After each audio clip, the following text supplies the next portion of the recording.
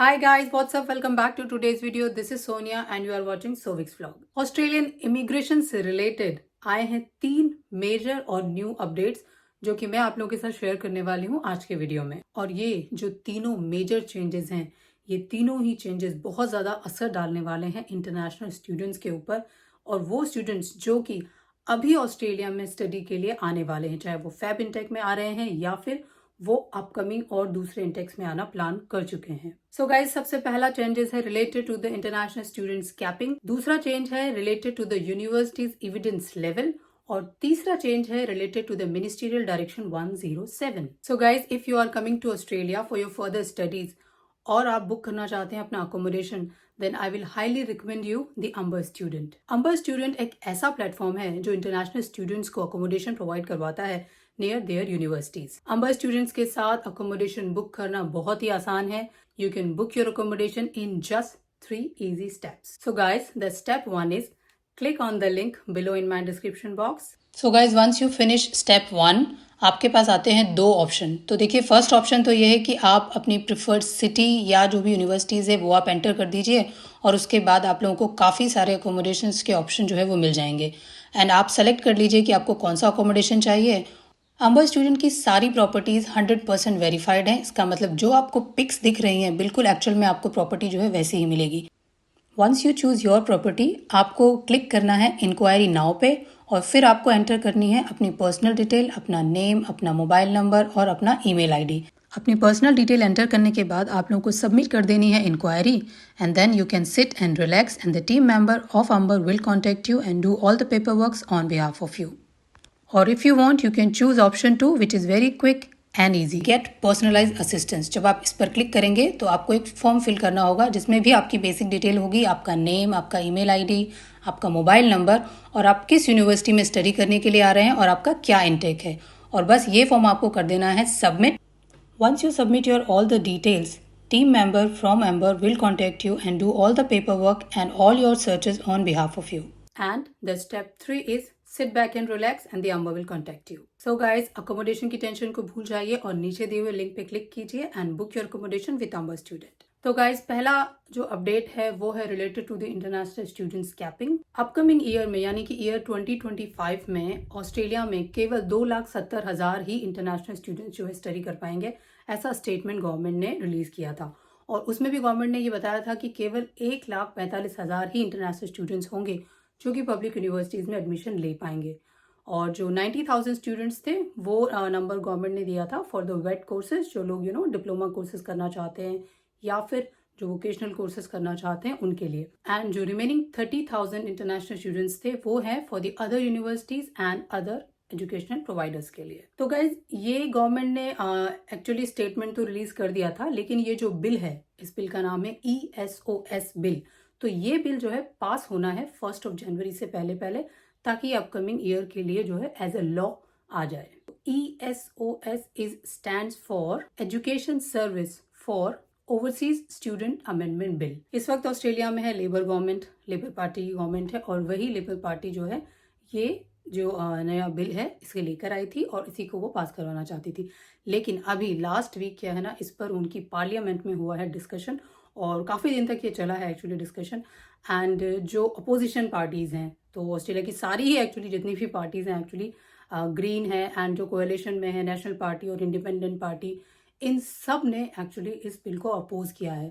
सब ने यूनाइट होकर इस बिल को अपोज किया है, और उन्होंने कहा है कि भाई जो फेडरल गवर्नमेंट है यानी जो लेबर गवर्नमेंट है जो कि ये बिल लेकर आई है, जिसने ये स्टेटमेंट रिलीज किया है, उस गवर्नमेंट का मानना यह है कि 2,70,000 का जो नंबर दिया है वो इसलिए दिया गया था लेबर गवर्नमेंट के अकॉर्डिंग कि भाई ऑस्ट्रेलिया में हाउसेस की बहुत ज़्यादा क्राइसिस हो गई है, लोगों को घर नहीं मिल रहे हैं, रेंटल प्रॉपर्टीज़ के जो प्राइस वो बहुत बढ़ गए हैं, और इन सब का जो ब्लेम है वो as per the labour government वो देते हैं इंटरनेशनल स्टूडेंट्स को। उनका मानना ये है कि इंटरनेशनल स्टूडेंट्स की वजह से ऑस्ट्रेलिया में हाउसेस क्राइसिस बढ़ गए हैं, रेंटल प्राइसेस हाई हो गए हैं। तो जो अदर पार्टीज है उन सब ने यही स्टेटमेंट दिया है एक्चुअली कि भाई ऐसा कुछ नहीं है, इंटरनेशनल स्टूडेंट्स को बेवजह ब्लेम किया जा रहा है, ये सारा जो काम है वो लेबर पार्टीज अपने ही आप अज्यूम कर रही है जो भी है।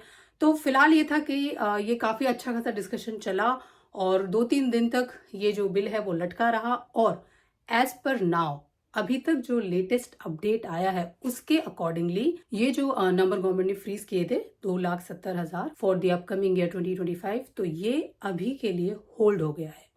तो guys you can say this is a good news कि इस वक्त अभी ऑस्ट्रेलिया में कोई भी कैपिंग नहीं है। जब एक्चुअली ये कैपिंग की न्यूज आई थी तो काफी सारी यूनिवर्सिटीज ने, स्पेशली जो ग्रुप 8 की यूनिवर्सिटीज हैं, उन्होंने इस नंबर का काफी ज्यादा अपोज किया था। और फिर भी अब ये था कि भाई गवर्नमेंट ने बोल दिया है तो यूनिवर्सिटीज को अकॉर्डिंगली वर्क तो करना ही है। तो काफी सारी यूनिवर्सिटीज ने अपना सारा बजटिंग सब कुछ प्लान कर लिया था। काफी लोगों को इसकी वजह से जॉब लॉस भी हुआ, क्योंकि भाई अब नंबर ऑफ स्टूडेंट्स अगर कम हो गए हैं यूनिवर्सिटीज में तो फंडिंग को भी उन्हें बैलेंस करना है।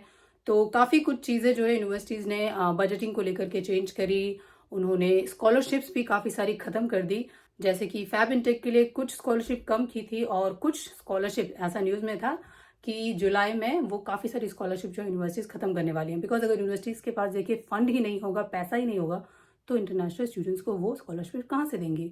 बट नाउ अब अगर ये जो बिल है, ये बिल अभी होल्ड हो गया है, तो अब वापस से यूनिवर्सिटीज को अपनी बजटिंग, अपनी प्लानिंग सब कुछ करना होगा। सेकेंड अपडेट है related to the universities evidence level. 3 अक्टूबर 2024 को डिपार्टमेंट ऑफ होम अफेयर्स ने स्टेटमेंट दिया था और एज पर दैट ये अनाउंसमेंट जो उन्होंने किया था उसके अकॉर्डिंगली यूनिवर्सिटीज का जो एविडेंस लेवल की जो लिस्ट है वो जो है गवर्नमेंट ने होल्ड कर दी थी, पॉज कर दी थी, और कोई भी नई लिस्ट जो है गवर्नमेंट ने रिलीज नहीं की थी। यूनिवर्सिटीज़ का जो एविडेंस लेवल है उसकी लिस्ट साल में 2 बार निकलती है, सितंबर में निकलती है लिस्ट और मार्च में निकलती है। तो जो इस बार सितंबर में लिस्ट रिलीज होने वाली थी वो गवर्नमेंट ने होल्ड कर दी थी। बट गाइज अभी फिर से अपडेट आ गया है एंड 20 नवंबर को यूनिवर्सिटीज़ के न्यू एविडेंस लेवल की जो लिस्ट है वो रिलीज हो गई है। तो ये जो एविडेंस लेवल मैं बार बार भूल रही हूँ, एक्चुअली ये बेसिकली होता है कि आप लोगों को बता देती हूँ। वैसे I think most of the international students already aware होंगे। तो यूनिवर्सिटीज़ को क्या है कि उनका जो वीज़ा कैंसिलेशन का रेशो होता है या वीज़ा रिफ्यूज़ल जो होता है उसके अकॉर्डिंगली लेवल्स में लोग डिवाइड कर देते हैं। ठीक है, कुछ यूनिवर्सिटीज़ होती हैं जो हाई रिस्क में आती हैं, यानी कि जिनका वीज़ा कैंसिलेशन या वीज़ा रिजेक्शन का जो रेशो बहुत ज़्यादा होता है उनको ये हाई रिस्क में डालते हैं, और जिनका ये जो रेशो है वो कम होता है वो आ जाते हैं लो रिस्क में। तो उसी के अकॉर्डिंगली लेवल्स में भी डिवाइड कर देते हैं। जो लेवल 1 की यूनिवर्सिटीज़ होती है उनका वीज़ा रेशो बहुत अच्छा होता है, यानी कि हाई होता है। लेवल 2 का कंपैरेटिवली कम और लेवल 3 का लोवेस्ट होता है। तो अब इसमें क्या था कि जो लेवल 1 की यूनिवर्सिटीज़ हैं, या कह लीजिए कि जो लो रिस्क वाली यूनिवर्सिटीज़ हैं, मेजॉरिटी ऑफ स्टूडेंट्स उन्हीं यूनिवर्सिटीज़ में अप्लाई करते हैं। और क्योंकि भाई होता है कि जो लेवल 1 की यूनिवर्सिटीज़ हैं उनका जो वीज़ा प्रोसेसिंग है वो फास्ट होता है, और जो उनका रिजल्ट है एक्चुअली वो भी मोस्टली पॉजिटिव ही रहता है। I am not saying 100%, but ये क्या मोस्टली पॉजिटिव ही रहता है। तो मेजॉरिटी ऑफ स्टूडेंट्स उन्हीं में अप्लाई करते थे। तो अभी जब ये था कि गवर्नमेंट ने ये लिस्ट पॉज कर दी थी, होल्ड पर डाल दी थी, तो ये था कि भाई किसी भी यूनिवर्सिटीज का कोई एविडेंस लेवल नहीं है, यानी कि सबको इक्वली ट्रीट किया जाएगा। तो ये है कि भाई आप किसी भी यूनिवर्सिटी में अप्लाई करो, अगर आपके डॉक्यूमेंट जेन्युइन है, आपका प्रोफाइल जेन्युइन है, तो भाई आपको आपका वीजा जो है मिल जाएगा। नाउ गाइज जो तीसरा अपडेट है वो है related to the ministerial direction 107 MD 107। अब सबसे पहले तो ये कि ये है क्या चीज MD 107। तो देखिए जो मिनिस्ट्रियल डायरेक्शन 107 था ये गवर्नमेंट लेकर आई थी वीजा प्रोसेसिंग को फास्ट करने के लिए।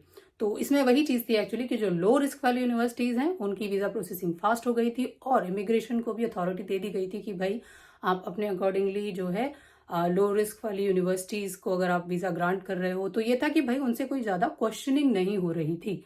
ठीक है, तो अभी हुआ क्या था, इसके चलते काफी सारी अच्छी जो यूनिवर्सिटीज थी जिनका कह लीजिए कि जो वो आ रही थी हाई रिस्क में, but they are good universities, तो उनका रेशो जो है वो काफी गिर गया था क्योंकि रिजेक्शंस बढ़ गए थे। स्टूडेंट का प्रोफाइल अच्छा है, डॉक्यूमेंटेशन अच्छे हैं, लेकिन फिर भी जो वीजा था वो कैंसिल हो रहा था।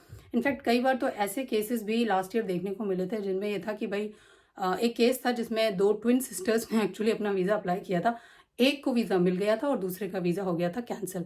तो अब आप सोच सकते हैं ना, ट्विन सिस्टर्स है तो उनके सारे डॉक्यूमेंटेशन प्रॉपर ही थे, फाइनेंशियल डॉक्यूमेंटेशन भी सेम ही थे, अच्छे ही थे, और जो उनका एजुकेशनल बैकग्राउंड था वो भी ऑलमोस्ट सिमिलर था, लेकिन फिर भी एक को वीजा मिला और दूसरे का वीजा रिजेक्ट हो गया। तो मिनिस्ट्रियल डायरेक्शन 107 के आने से ये थोड़ा सा लोगों को जो इंटरनेशनल स्टूडेंट्स थे उनको थोड़ा सा ये नुकसान हुआ था कि भाई एक तरह से कह लीजिए कि बस वीजा ये भगवान भरोसे मिल रहा था कि किसी को मिला और किसी को ना मिला। तो अब ये है कि भाई अगर मान लीजिए ये ESOS बिल जो है, जो अभी होल्ड हो गया है कैपिंग वाला बिल, तो उसी से रिलेटेड था, उसी के साथ अटैच था ये MD 107। अब अगर ये होल्ड हो गया है तो MD 107 का क्या होगा, क्योंकि पहले गवर्नमेंट ने कहा था कि वो इस मिनिस्ट्रियल डायरेक्शन 107 को या तो अमेंड कर देगी या फिर उसको जो है वो कैंसिल ही कर देगी। तो अभी मिनिस्ट्रियल डायरेक्शन 107 के होने से फिर से यही हो जाएगा कि भाई जो लो रिस्क वाली यूनिवर्सिटीज़ हैं उनका वीज़ा रेशो हो जाएगा हाई, और जो यूनिवर्सिटीज़ जो है हाई रिस्क में आती हैं उनका फिर से वीज़ा रेशो चला जाएगा कम। तो बेसिकली इसकी वजह से जो छोटी यूनिवर्सिटीज़ हैं, या ये कह लीजिए कि जो रीजनल एरियाज वाली यूनिवर्सिटीज़ हैं, उन्हें काफ़ी ज़्यादा नुकसान हो सकता है। तो गाइज ये थे 3 मेजर अपडेट्स जो मैंने आप लोगों के साथ शेयर किए। पहला स्टूडेंट वीज़ा कैपिंग से रिलेटेड, दूसरा था एविडेंस लेवल ऑफ यूनिवर्सिटीज़, और तीसरा था मिनिस्ट्रियल डायरेक्शन 107। अब आप खुद डिसाइड कर लीजिए कि आपके अकॉर्डिंग कौन सी अच्छी न्यूज़ है और कौन सी बुरी न्यूज़ है।